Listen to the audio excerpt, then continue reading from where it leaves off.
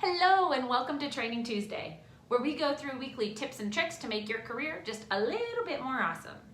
Now this week we are talking about the idea of worry, because maybe it's because I work with so many high achievers and really driven professionals, but that perfectionism and worry tend to go hand in hand. I see it a lot and I've lived it too. So this is something that I hear very often. I admittedly used to be an anticipatory worrier, as I've dubbed it, but really what that's all about is thinking 10 steps ahead. And it's the control element of, well, if I can plan perfectly, nothing can ever go wrong and derail me. Now, I used to always kind of have this mentality, and it makes it challenging to do a lot of things, and especially this concept of anticipatory worry. You know, I remember back in 5th grade, there was a trip that every 5th grader went on that was called outdoor ed at my elementary school.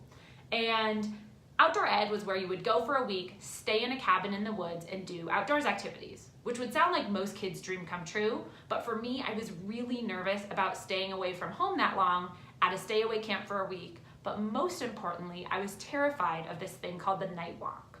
And the night walk was this very short distance in retrospect that all of the cabins would go, and they would go use their senses at night and walk from one point to another unchaperoned, and it was probably not more than like 20 feet in the dark.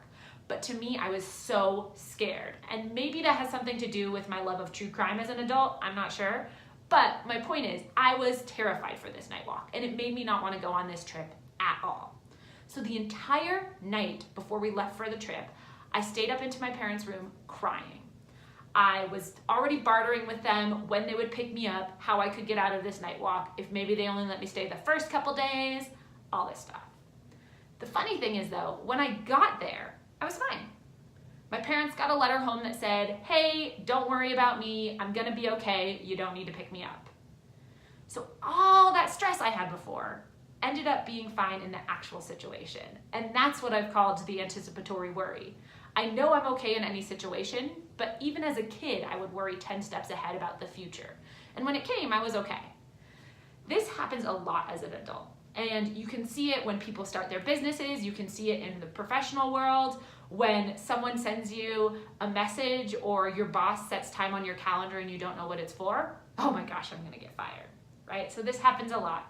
And so I have 2 steps for you when you're feeling really worried. If you're starting to go in this catastrophizing worry spiral, I want you to write them out. You can do it in a journal, but actually write them because it's really helpful to see your responses. The first question I want you to ask yourself is, what is the worst thing that could happen? And I don't mean the worst thing that would reasonably likely happen. I mean the worst thing that my crazy animal brain is telling me is gonna happen. So for a lot of people who start their business, it's, oh my gosh, I'm not gonna be able to make enough money, and I'm not gonna be able to afford my lifestyle, and I'm gonna end up eating ramen, and I'm gonna end up on the streets, and all of these things that could happen, but probably aren't likely. And so I want you to write it out, because sometimes it helps you to see with clear eyes the crazy layers of things that your brain is actually going through.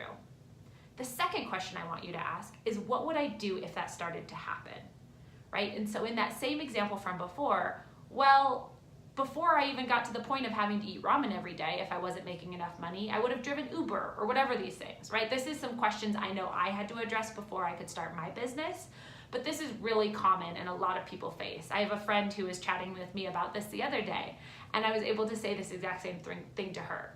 What would you do? Because my guess is you probably wouldn't just get in the fetal position and let it happen to you.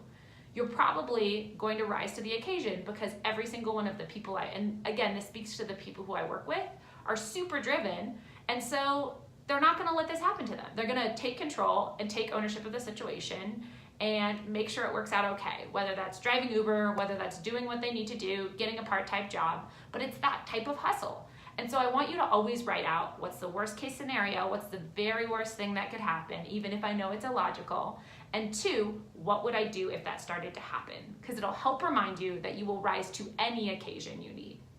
Okay, so try those 2 questions if you're starting to get in a worry spiral, and keep me posted on the results. Pass this video along to a friend who you know always starts thinking 10 steps ahead, and follow me on my email list. Reach out if you have any questions, but keep me posted on the results, because I love hearing how this tip turns things around for people. And in the meantime, happy working.